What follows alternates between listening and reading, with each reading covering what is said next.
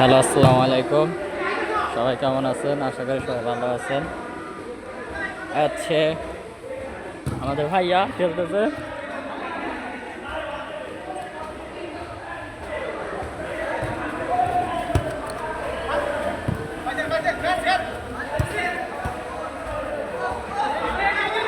Football খেলা নিজেদের ভিতর খেলতেছে সবাই, অনেক সুন্দর খেলা।